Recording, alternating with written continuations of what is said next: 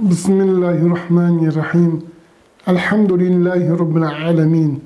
Ve salatu ve selamu ala Resulillah seyyidil mursalin ve ala alihi ve ashabihil ecma'in. Amma ba'd. Esselamu aleyküm ve rahmetullahi ve berekatuhu. Esselamu aleyküm hürmetli muhterem cemaat.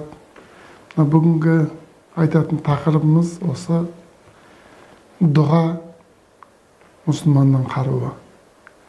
Duaмен biz өз қажетімізді, тілегімізді, ниетімізді Алла Тағаладан сұрасақ, Алла Тағала сол бендесін жақсы көреді.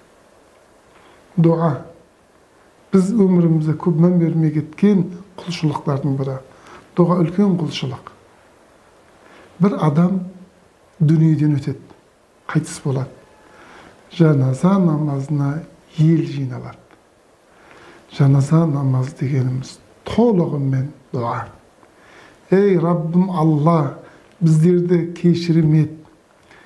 Тірілерімізді, өлілерімізді, үлкендерімізді, кішілерімізді. Бұл жаназа намазының негізгі шарты дуа. Мәйіт үшін сұралған дуа. Немесе қабір басында бізде 40 қадам деген бір оқылатын дұға бар. Оны көп халық біле бермейді. 40 қадам деп аталып кеткен. Бұл 40 қадам дұғасы негізінен пенденің мына өзін көміп болған ағайын туыс кеткеннен кейін сұралатын қабір сұрақтарының жауабына. Rabbim Allah, Peygamberim Muhammed Mustafa sallallahu aleyhi ve sellem. Dinim İslam, kitabım Kur'an. Kıblam Kaaba. Осы sözlerde ey Rabbim Allah marhumның ağzına sal, kabir sұрақтарына оңай жауап бер деген дұға біздің 40 қадам деп айтып жүргеніміз.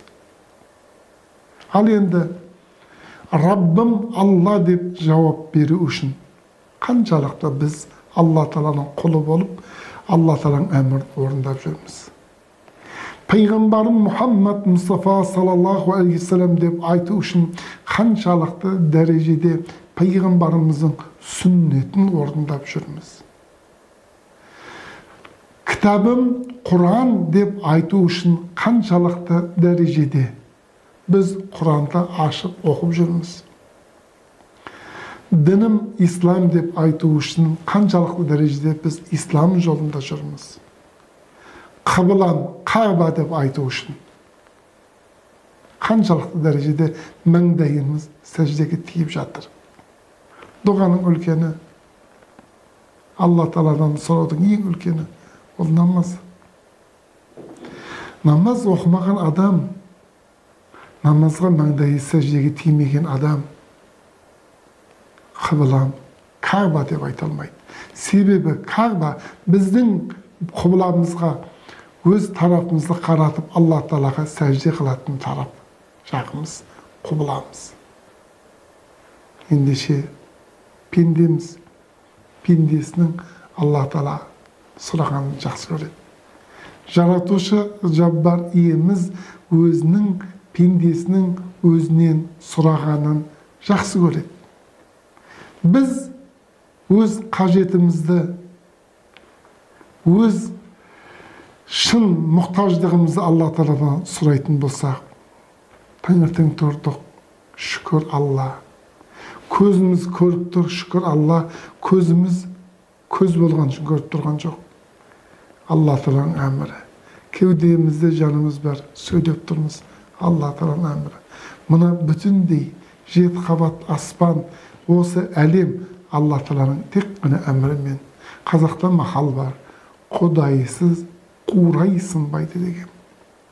Ендеше осы 7 қабат аспан, осы барша әлемді, 18.000 әлемді жаратқан Раббымыздан жалынып кеп сұрайтын болсақ, Алла Тағала әрине тілекті қабыл етуші. Субханака Аллахумма ва бихамдик.